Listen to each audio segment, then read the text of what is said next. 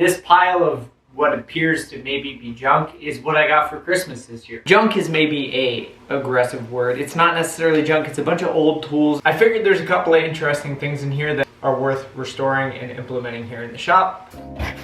First thing, a Makita finishing sander. I'm not necessarily a big fan of things that plug in. In the world of cordless tools, there's not a ton of reason, but sometimes there's a good beater sander is useful. Makita makes decent stuff. It comes with a bag. It comes with this cool little apparatus. My father-in-law said it's for punching the holes so the dust collector works. Once you put the sandpaper on, you smack that on and it puts the holes in the paper. So that's kind of fun. I'm assuming it works. Vibrates like hell, but it works. I'll add it to the collection. So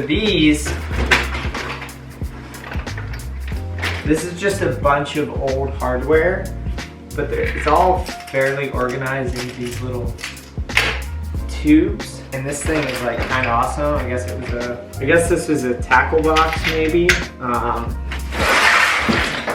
which honestly is a pretty decent way to organize stuff. This one's all this is like 100 Phillips bits and some kind of strange ones. Punches, dies, drill bits. There's taps. That looks like a tap wrench. I'm gonna have to just find a more permanent home for all this stuff. This thing's kind of fun. It's a stool and a toolbox. A stool box. Let's get the router bit.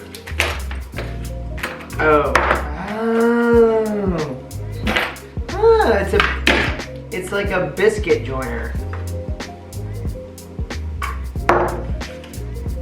I think. Wow. The Sears receipt for the biscuit joiner, it was $39 in 1994. All right, this one is something that honestly I have no use for, but I'm kind of excited about it. This will be a fun thing to learn how to use. Oh, there's keys. Oh my God, this wiring scares me.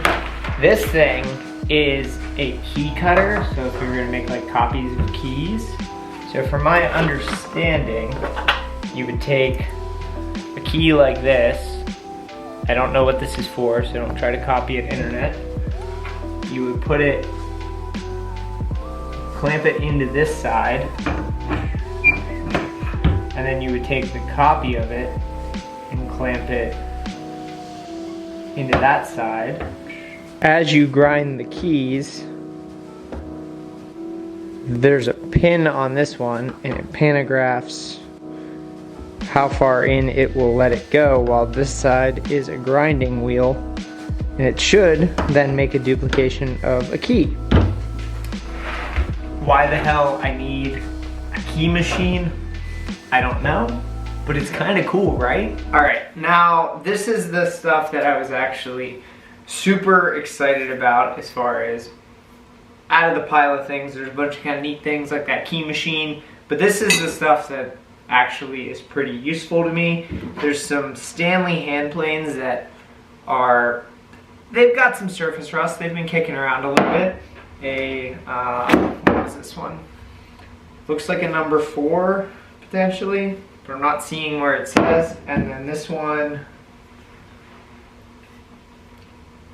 is this one's a number 5, so a little bit bigger. And then maybe this isn't a 5, I don't know. There's also this little vise, which many moons ago I actually did a video where I cleaned up one of these little vices. Basically the same vise. This one unfortunately got a little surface rusty. I painted it black. My buddy actually has been looking for a little bench vise, and I really don't need 2 of the exact same one. So I'm gonna clean this one up and we're gonna give that to him. Now I'm gonna use this product called Evapo-Rust. Not a sponsor, but I am a big fan of this stuff. It's the most magical rust remover that I've ever seen.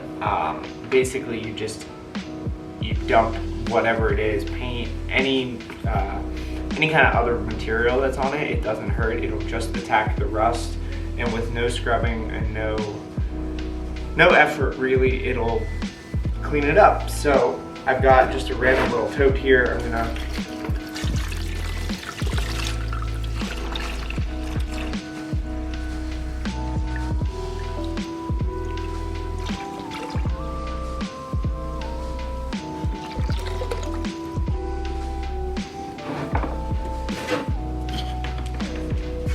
now do my best to get all of it submerged within the solution.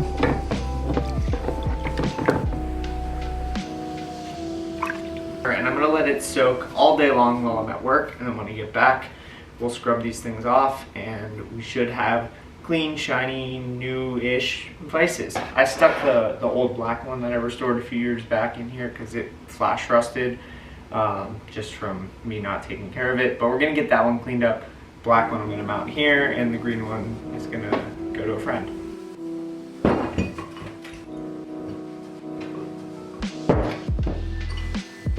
There's still a little bit of like sticky, rusty grossness on these, so I'm gonna hit them with a little bit of like simple green degreaser, and let's put this thing back together. I don't know, like, I know sometimes the Evapo-Rust itself is kind of sticky if you don't get it all the way off, but it looks like there was some kind of a stain on it already. I gotta find a brush.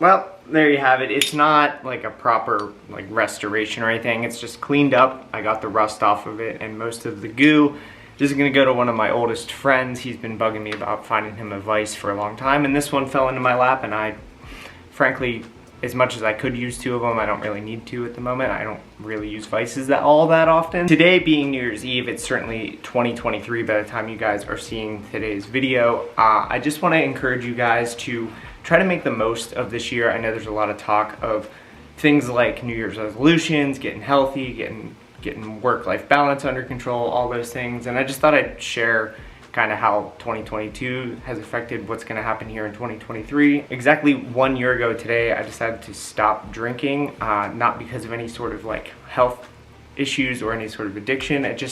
I was training for the Pittsburgh Marathon. I ran my first marathon in 2022.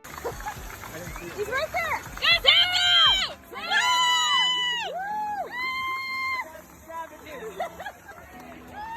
Drinking wasn't making progress towards that goal. And so I decided to just cut it out, at least through the marathon, and see how it went.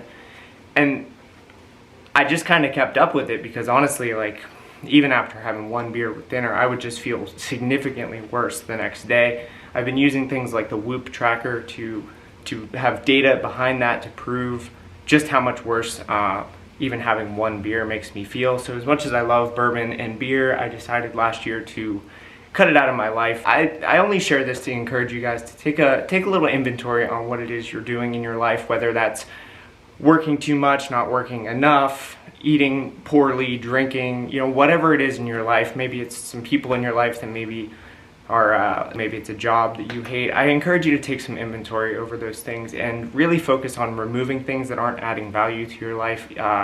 You'll find so much more benefit if you remove those distractions and you can focus on what it is you're doing with your life, spending time with your family, growing your business, working hard, working out, moving towards those goals. You know, there's lots of goals here in 2023 for myself. Some of those are running related, some of those are business related, some of those are here on this YouTube channel, and other ones are just, you know, spending more time with the family and improving my life in all those ways. So I just wanted to say Happy New Year, love you guys, and I hope to see you guys next week.